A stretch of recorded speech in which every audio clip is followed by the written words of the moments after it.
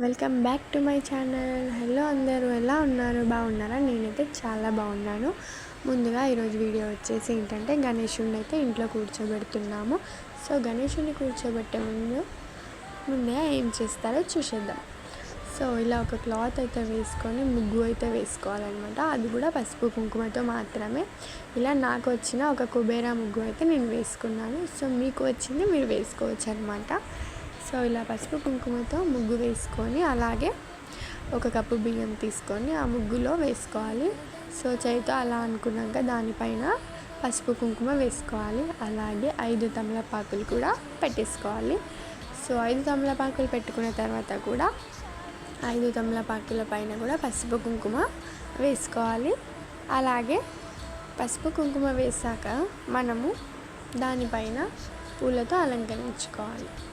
మీ దగ్గర ఏ పువ్వులు ఉన్నా ఆ పువ్వులతో అలంకరించుకోవాలి. నేనైతే ఇలా రోజ్ ఫ్లవర్స్తో అలంకరించుకున్నాను.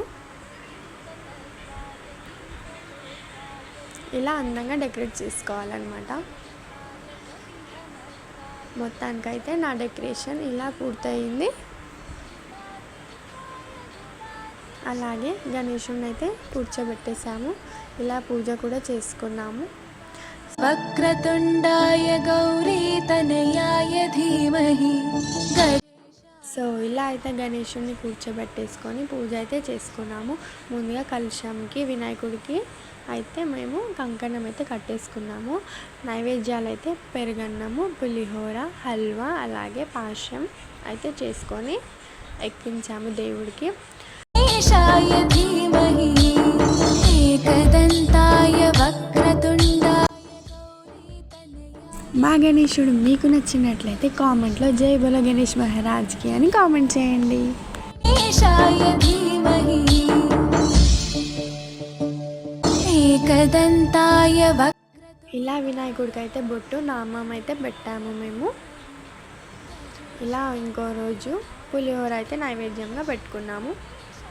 ఇలా స్వామికి డైలీ మేమైతే ఊదైతే వేసాము. ఇలా ఊదు వేయడం వల్ల ఇంట్లో ఉన్న నెగిటివిటీ ఏమైనా ఉన్నా బయటికి అయితే వెళ్ళిపోతుంది.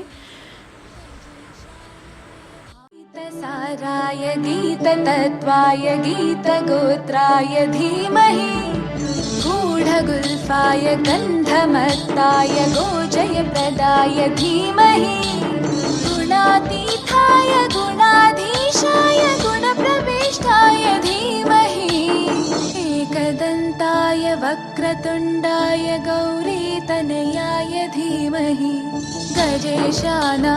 మొత్తానికి మా వినాయక చవితి పండుగ అయితే ఇలా పూర్తయితే చేసుకున్నాము. సో మీకైతే ఈ వీడియో నచ్చినట్లయితే లైక్ చేయండి, షేర్ చేయండి, సబ్స్క్రైబ్ చేయండి.